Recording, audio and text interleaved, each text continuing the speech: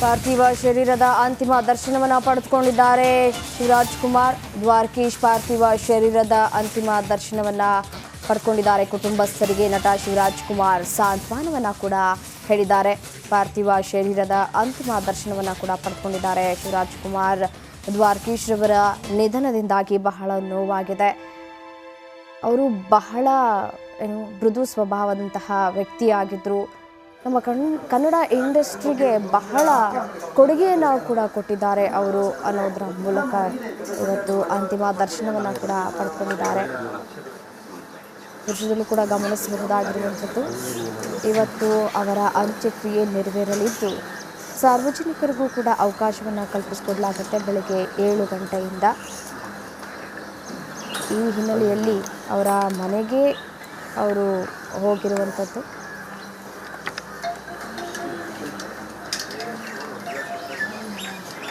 ದ್ವಾರಕೀಶ್ ರವರ ಹಿರಿಯ ಮಗನ ಮನೆಯಲ್ಲಿ ಮೃತದೇಹವನ್ನು ಇರಿಸಲಾಗಿದೆ. ಅವರ ಅಂತಿಮ ದರ್ಶನವನ್ನು ಕೂಡ ಪಡ್ಕೊಂಡಿದ್ದಾರೆ ಶಿವರಾಜ್ ಕುಮಾರ್ ಅವರು. ದೃಶ್ಯದಲ್ಲೂ ಕೂಡ ಗಮನಿಸ್ತಾ ಇದ್ದೀರಿ. ಯಾಕೆಂತಂದರೆ ಇಲ್ಲಿಗೆ ಬಂದ ನಂತರ ಸ್ವಲ್ಪ ಜನ ಜಾಸ್ತಿ ಆದಂತಹ ಸಂದರ್ಭದಲ್ಲಿ ಸ್ವಲ್ಪ ನುಗ್ಗಾಟ ಆಗಬಹುದು ಅನ್ನುವಂತಹ ನಿಟ್ಟಿನಲ್ಲಿ ಮನೆಗೆ ಹೋಗಿ ಅವರ ಅಂತಿಮ ದರ್ಶನವನ್ನು ಪಡೆದುಕೊಂಡಿದ್ದಾರೆ. ಅವರ ಮಕ್ಕಳಿಗೆ ಧೈರ್ಯ ತುಂಬುವಂತಹ ಕೆಲಸವನ್ನು ಕೂಡ ಮಾಡಿದ್ದಾರೆ ನಟ ಶಿವರಾಜ್ ಕುಮಾರ್.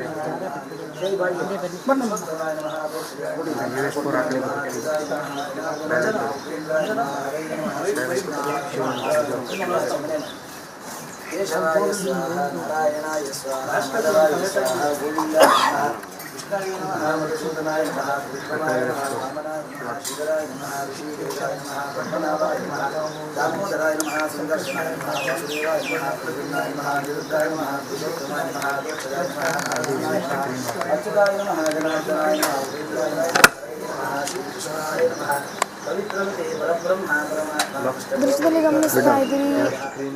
ಅಂದರೆ ಅವರ ಕುಟುಂಬಸ್ಥರು ಎಲ್ಲರೂ ಕೂಡ ಒಂದೆಡೆ ಸೇರಿ ಬ್ರಾಹ್ಮಣ ಸಂಪ್ರದಾಯದಂತೆ ಒಂದಷ್ಟು ಪೂಜೆ ಪುನಸ್ಕಾರಗಳನ್ನು ಕೂಡ ಮಾಡ್ತಾ ಇದ್ದಾರೆ. ಅಲ್ಲಿಂದ ಯಾಕೆಂತಂದರೆ ರವೀಂದ್ರ ಕಲಾಕ್ಷೇತ್ರಕ್ಕೆ ತೆಗೆದುಕೊಂಡು ಬರುವಂತಹ ನಿಟ್ಟಿನಲ್ಲಿ ಎಲ್ಲ ತಯಾರಿಯನ್ನು ಕೂಡ ಒಂದು ಕಡೆ ನಡೆಸಿಕೊಳ್ಳಲಾಗಿರುವಂಥದ್ದು. ಕನ್ನಡ ಚಿತ್ರರಂಗಕ್ಕೆ ನಿಜಕ್ಕೂ ಮರೆಯಲಾರದ ದಿನ ಅಂತಲೇ ಹೇಳ್ಬೋದು. ದ್ವಾರಕೀಶ್ ನಿಧನಕ್ಕೆ ಗಣ್ಯರು ಕೂಡ ಕಂಬನಿ ಮಿಡಿದಿದ್ದಾರೆ. ದ್ವಾರಕೀಶ್ ಅವರು 300 ಚಿತ್ರಗಳಲ್ಲಿ ನಟನೆ ಮಾಡಿದ್ದಾರೆ. ಇವತ್ತು ನಟ ಶಿವರಾಜ್ ಕುಮಾರ್ ಅವರು ಕೂಡ ಭೇಟಿಯನ್ನು ಕೂಡ ಕೊಟ್ಟು ನಟ ದ್ವಾರಕೀಶ್ ಅವರ ಅಂತಿಮ ದರ್ಶನವನ್ನು ಕೂಡ ಪಡೆದುಕೊಂಡಿದ್ದಾರೆ. ಅಲ್ಲಿ ಮನೆಯ ಬಳಿ ಒಂದಷ್ಟು ಪೂಜಾ ವಿಧಿವಿಧಾನಗಳು ಕೂಡ ಆಗ್ತಾ ಇದೆ ಬ್ರಾಹ್ಮಣ ಸಂಪ್ರದಾಯದಂತೆ. ಅಲ್ಲಿಂದ ಸ್ವಲ್ಪ ತಡವಾಗಬಹುದು ಅಂತ ಕಾಣಿಸುತ್ತೆ ಪೂಜೆಗಳು ಇರುವಂತಹ ಹಿನ್ನೆಲೆಯಲ್ಲಿ. ಈ ಹಿನ್ನೆಲೆಯಲ್ಲಿ ಪೂಜೆಗಳು ಕೂಡ ನಡೀತಾ ಇದೆ. ಶಿವರಾಜ್ ಕುಮಾರ್ ಅವರು ಕೂಡ ಅವರ ಮಕ್ಕಳ ಬಳಿ ಹೋಗಿ ಮಾತುಗಳನ್ನು ಆಡಿದ್ದಾರೆ. ಧೈರ್ಯವನ್ನು ತುಂಬುವಂತಹ ಕೆಲಸವನ್ನು ಕೂಡ ಮಾಡಿದ್ದಾರೆ. ಅಂತಿಮ ದರ್ಶನವನ್ನು ಪಡೆದುಕೊಂಡಿದ್ದಾರೆ ನಟ ಶಿವರಾಜ್ ಕುಮಾರ್ ಅವರು. ಇನ್ನೇನು ಕೆಲವೇ ಕ್ಷಣಗಳಲ್ಲಿ ಅಲ್ಲಿಂದ ಹೊರಡುವಂತಹ ಎಲ್ಲ ಸಾಧ್ಯತೆಗಳು ಕೂಡ ಇದೆ. ಅಂತಿಮ ದರ್ಶನಕ್ಕೆ ಒಂದು ಕಡೆ ರವೀಂದ್ರ ಕಲಾಕ್ಷೇತ್ರದಲ್ಲಿ ಸಕಲ ಸಿದ್ಧತೆಯನ್ನು ಕೂಡ ಮಾಡಿಕೊಳ್ಳಲಾಗಿದೆ. ಸಾರ್ವಜನಿಕರಿಗೆ ನೋಡೋದಕ್ಕೂ ಕೂಡ ಅವಕಾಶವನ್ನು ಕಲ್ಪಿಸ್ಕೊಡ್ಲಾಗತ್ತೆ. ಬೆಳಗ್ಗೆ 10:30ಕ್ಕೆ ಬ್ರಾಹ್ಮಣ ಸಂಪ್ರದಾಯದಂತೆ ಅವರನ್ನು ಕಳಿಸ್ಕೊಡ್ಲಾಗತ್ತೆ. ನಿಜಕ್ಕೂ ನೋವಾಗತ್ತೆ. ಯಾಕಂತಂದರೆ ಹಿರಿಯ ಮುತ್ಸದ್ದಿ, ನಟನೆಯಲ್ಲಿ ಮೀರಿಸಲಾಗದಂತಹ ವ್ಯಕ್ತಿ ಅಂತಲೇ ಹೇಳ್ಬೋದು. ನಿರ್ದೇಶಕ, ನಿರ್ಮಾಪಕ, ಅವರ ಸ್ನೇಹಿತರು ಕೂಡ ಸಾಕಷ್ಟು ಹೇಳಿದ್ದಾರೆ ಅವರ ಬಗ್ಗೆ. ಬಹಳ ಶಿಸ್ತಿನ ಸಿಪಾಯಿ ಆಗಿದ್ದರು ಅವರು. ನಮ್ಮ ಕನ್ನಡ ಇಂಡಸ್ಟ್ರಿಯಲ್ಲಿ ರವಿಚಂದ್ರನ್, ದ್ವಾರಕೀಶ್ ರವರು ಇಬ್ಬರು ಈಕ್ವಾಲಿಟಿ ಅಂತಲೇ ಹೇಳ್ಬೋದು. ಕನ್ನಡ ಚಿತ್ರರಂಗವನ್ನು ಸಾಕಷ್ಟು ಮೇಲ್ಮಟ್ಟಕ್ಕೆ ಆಗಿಂದನೇ ಅವರು ತೆಗೆದುಕೊಂಡು ಹೋಗುವಂತಹ ಕೆಲಸವನ್ನು ಮಾಡಿದ್ದಾರೆ ದ್ವಾರಕೀಶ್ ಅವರು. ಈಗಲೂ ಕೂಡ ಅವರು ಕನ್ನಡ ಚಿತ್ರರಂಗದಲ್ಲಿ ಕೆಲವೊಂದು ಸಿನಿಮಾಗಳು ಬರ್ತಾ ಇರೋದು ಅವರಿಗೆ ಇಷ್ಟ ಇರಲಿಲ್ಲ ಅಂತ ಕಾಣಿಸುತ್ತೆ. ಯಾಕೆ ಈ ರೀತಿಯಾಗಿ ಸಿನಿಮಾಗಳು ಬರ್ತಾ ಇದೆ, ಇನ್ನೂ ಒಳ್ಳೊಳ್ಳೆಯ ಸಿನಿಮಾಗಳು ಬರಬೇಕು ನಮ್ಮ ಕನ್ನಡ ಇಂಡಸ್ಟ್ರಿಯಲ್ಲಿ, ಇನ್ನೂ ನಮ್ಮ ಕನ್ನಡ ಇಂಡಸ್ಟ್ರಿ ಬೆಳಿಬೇಕು ಅನ್ನುವಂತಹ ಮಾತುಗಳನ್ನು ಕೂಡ ಆಡಿದ್ರಂತೆ ಮೊನ್ನೆ ಅವರ ಮಗನ ಬಳಿ. ಮೊನ್ನೆಯಷ್ಟೇ ಅವರು ಕೂಡ ಮಾತನಾಡಿದರು. ಮಾತನಾಡಿದಂತಹ ಸಂದರ್ಭದಲ್ಲೂ ಕೂಡ ಹೇಳಿದರು, ಕನ್ನಡ ಇಂಡಸ್ಟ್ರಿ ಬಗ್ಗೆ ಅಪಾರವಾದ ಪ್ರೇಮವನ್ನು ಇಟ್ಕೊಂಡಿದ್ರು ನಮ್ಮ ತಂದೆ. ಇನ್ನೂ ಕೂಡ ಅಂದರೆ ಅವರು ರೆಸ್ಟ್ನಲ್ಲಿದ್ದರೂ ಕೂಡ ಕನ್ನಡ ಚಿತ್ರರಂಗದ ಬಗ್ಗೆ ಮಾತುಗಳನ್ನು ಆಡ್ತಾ ಇದ್ರು. ಇನ್ನೂ ಒಳ್ಳೆ ಸಿನಿಮಾಗಳನ್ನು ತೆಗೆದುಕೊಂಡು ಬರುವಂತಹ ಕೆಲಸ ಆಗಬೇಕಿದೆ ಅಂತ ಕೂಡ ಹೇಳ್ತಾ ಇದ್ರು ಅನ್ನುವಂತಹ ಮಾತುಗಳನ್ನು ಅವರ ಹಿರಿಯ ಮಗ ನಮಗೆ ಫೋನ್ ಮೂಲಕ ಅವರು ಮಾತನಾಡಿದರು. ಆ ಸಂದರ್ಭದಲ್ಲಿ ನೋವಿನಲ್ಲೂ ಕೂಡ ನಿಜಕ್ಕೂ ಮಾತನಾಡುವಂತಹ ಸಂದರ್ಭದಲ್ಲಿ ಅವರು ಗದ್ಗದಿತರಾಗಿದ್ದರೂ ಕೂಡ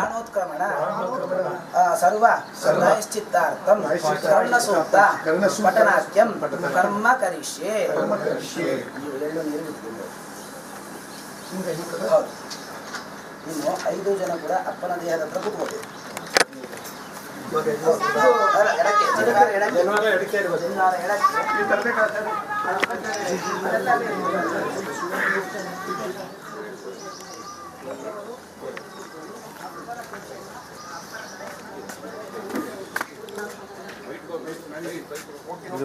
ದ್ವಾರಕೀಶ್ ಅವರ ಅಂತಿಮ ದರ್ಶನವನ್ನು ಒಂದು ಕಡೆ ಗಣ್ಯರು ಕೂಡ ನಿನ್ನೆನೂ ಕೂಡ ಪಡೆದುಕೊಂಡ್ರು. ಇವತ್ತು ಕೂಡ ಅವ್ರ ಮನೆಯಲ್ಲಿ ಇರುವಂತಹ ಸಂದರ್ಭದಲ್ಲಿ ಹುಸ್ಕೂರಿನ ಸ್ವಗೃಹದಲ್ಲಿ ಪಾರ್ಥಿವ ಶರೀರವನ್ನು ಇರಿಸಲಾಗಿದೆ. ಬ್ರಾಹ್ಮಣ ಸಂಪ್ರದಾಯದಂತೆ ಒಂದಷ್ಟು ಪೂಜಾ ವಿಧಿವಿಧಾನಗಳನ್ನು ಕೂಡ ಮಾಡಲಾಗ್ತಾ ಇರುವಂಥದ್ದು. ಸಕಲ ಗೌರವದಿಂದ ಅವರನ್ನು ಕಳುಹಿಸ್ಕೊಡೋಕ್ಕೆ ಸರ್ಕಾರ ಕೂಡ ಒಂದು ಕಡೆ ಎಲ್ಲ ತಯಾರಿಯನ್ನು ಕೂಡ ಮಾಡಿಕೊಂಡಿರುವಂಥದ್ದು. ಇನ್ನೇನು ಅಲ್ಲಿಂದ ಕೆಲವೇ ಕ್ಷಣಗಳಲ್ಲಿ ಹೊರಡುವಂತಹ ಎಲ್ಲ ಸಾಧ್ಯತೆಗಳು ಕೂಡ ಇರುವಂಥದ್ದು. ನಿಮ್ಮ ರಿಪಬ್ಲಿಕ್ ಕನ್ನಡ ಅಲ್ಲಿಂದನೇ ನೇರ ಪ್ರಸಾರವನ್ನು ಕೂಡ ಮಾಡ್ತಾ ಇದೆ. ಪಾರ್ಥಿವ ಶರೀರ ಯಾವ ರೀತಿಯಾಗಿ ತೆಗೆದುಕೊಂಡು ಬರಲಾಗತ್ತೆ ಅಂತ ಕೂಡ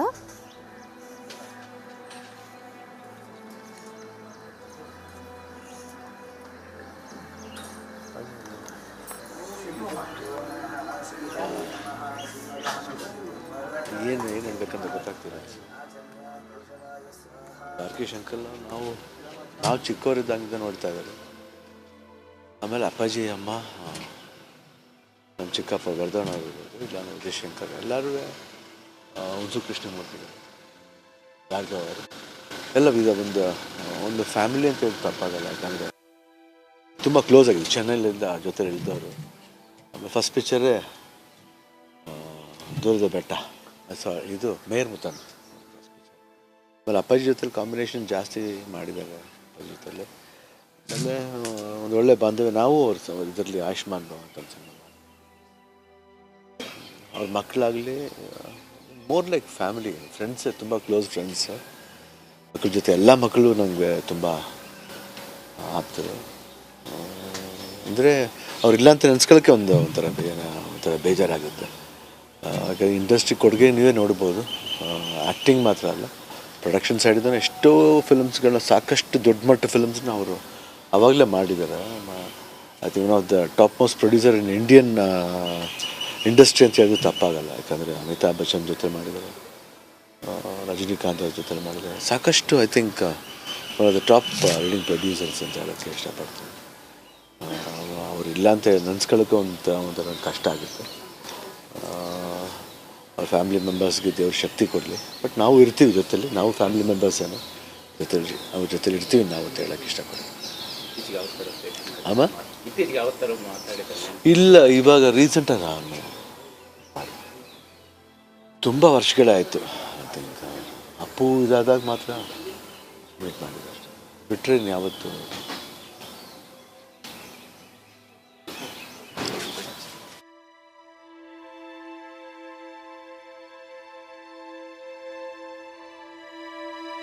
ನಟ ಶಿವರಾಜ್ ಕುಮಾರ್ ಅವರು ಕೂಡ ಮಾತನಾಡಿದರು. ಏನು ಹೇಳಬೇಕು ಅಂತ ನನಗೆ ನಿಜಕ್ಕೂ ಗೊತ್ತಾಗ್ತಾ ಇಲ್ಲ. ನನ್ನ ಅವರ ಜೊತೆ ಬಹಳ ಒಡನಾಟವನ್ನು ಇಟ್ಕೊಂಡಿದ್ರು. ಅಂದಿನಿಂದನೂ ಕೂಡ ನಾವು ಅವರನ್ನು ನೋಡಿಕೊಂಡು ಬೆಳೆದಂತಹ ಮಕ್ಕಳಾಗಿದ್ದೇವೆ. ನಿಜಕ್ಕೂ ಇದು ತುಂಬಲಾರದ ನಷ್ಟ ನಮ್ಮ ಕನ್ನಡ ಇಂಡಸ್ಟ್ರಿಗೆ ಅಂತ ಕೂಡ ಮಾತುಗಳನ್ನು ಆಡಿದ್ರು. ಅದೇ ರೀತಿಯಾಗಿ ಅವರ ಮಕ್ಕಳ ಜೊತೆ ನಾವಿರ್ತೇವೆ ಅನ್ನುವಂತಹ ಭರವಸೆಯನ್ನು ಕೂಡ ಕೊಟ್ಟಿದ್ದಾರೆ. ಕರುನಾಡಿನ ಪ್ರಚಂಡ ಕುಳ್ಳ ಅಪ್ರತಿಮ ನಾಯಕ ಸೋಲುಗಳ ನಡುವೆಯೂ ಗೆಲುವಿನ ಹಾರವನ್ನು ತೊಟ್ಟು ಫಿನಿಕ್ಸ್ನಂತೆ ಎದ್ದು ನಿಲ್ತಾ ಇದ್ದಂತಹ ನಿರ್ದೇಶಕ, ಸಾಲು ಸಾಲು ಸಿನಿಮಾಗಳನ್ನು ನಿರ್ಮಿಸಿ ಕರುನಾಡ ಜನರನ್ನು ಸೆಳೆದಂತಹ ನಿರ್ಮಾಪಕ ಇನ್ನೂ ನೆನಪು ಮಾತ್ರ. ಇಂದು ದ್ವಾರಕೀಶ್ ರವರ ಅಂತ್ಯಕ್ರಿಯೆ ನೆರವೇರಲಿದೆ. ಅಂತಿಮ ದರ್ಶನಕ್ಕೆ ಈಗಾಗಲೇ ವ್ಯವಸ್ಥೆಯನ್ನು ಕೂಡ